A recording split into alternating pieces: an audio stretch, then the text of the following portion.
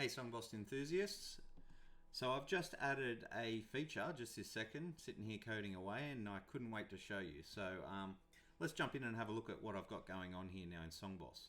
So I've got a few singers in here with a few requests, and we'll pretend this is your phone. I'm just using a browser, but let's say that's your phone. I've already shown you now that if I click on queue, I can see the queue that we've got there, the current round and the next round. So you can see all that matches. But I've got a new feature here as well now. You see on the right hand side it says history, and you'll see on our application there's a history button too. So let's take a quick look at what that does. If I click on the history, let's have a look at one of our singers. I'll pick Tuxter.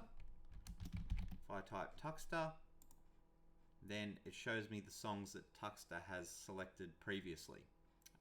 So at the moment Tuxter's only got Burning Love in there. You can see that's there, but it also shows other history. So if I was Tuxter, I was in the audience and I went, oh, what was that song that I sang?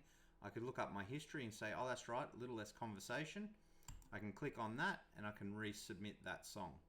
So if I click send request, you can see the green comes up here, request sent. If I go back to my application, we've got the indicator there that there's a request. Sure enough, there's Tuxter with A Little Less Conversation. I can put that straight into the list as well. I'll just remove that for now. So I don't have any pending requests. If I go back here, I can just click home again, and that's where I can search for a song, or I can have a look at the queue, refresh the queue. So that's from the client side. If I go over to the KJ side, I've now got the history tab. If I click on that, it'll list all my singers, and I can filter it here as I do in other parts of the application. But let's go click on, let's go to Tuxter. And let's say Tuxter said, oh, I don't really like the JXL version of A Little Less Conversation, but it keeps coming up in my history. Well, I can go click on that and say, well, let's delete that track. Or conversely, if Tuxter came up and said, oh, I really want Beautiful Dreamer, I haven't got my phone on me, can you just put it in for me again? Or more realistically, I haven't got my phone on me, can you tell me what the name of that song was that I sung? So I can go in here and say, okay, here's some songs you've sung before. And they go, oh yeah, that's it, Beautiful Dreamer. Can we put that in? So if I click on that and click request, you can see that indicator came up straight away. So if I go in there, there's Tuxter with that request again. Now I go via the request, I don't put it straight in, because it gives you an opportunity to change the version. So if they have sung a song before, they go, yeah, it was Beautiful Dreamer, but I didn't really like the version. Have you got a different version? Then I can click on that, and if I've got multiples, then I'll be able to see them here and click on the preferred one. In this case, there is only one. I don't have any duplicates with different vendors. I only have the one, and then I can add that as well. I'll just remove that.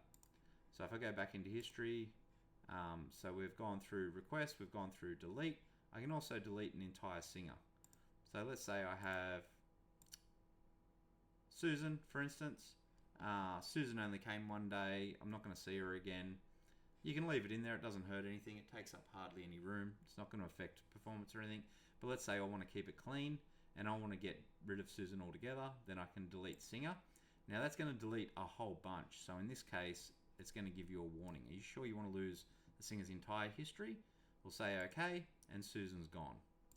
Okay, and I can look at the other history. So yeah, I was just super keen to show you guys that I am still working on this. The next release is going to be pretty special, I think, because we've got these extra features that will make a huge difference.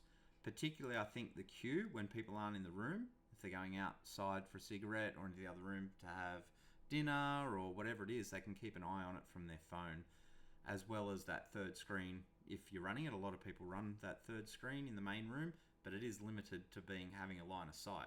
Whereas this, they can be anywhere and have a look at where they are coming up in the queue. So I think that's going to be really cool. I've got a lot of bug fixing I've got to get onto, a couple of little features I've got to add, and then I can work on doing a release.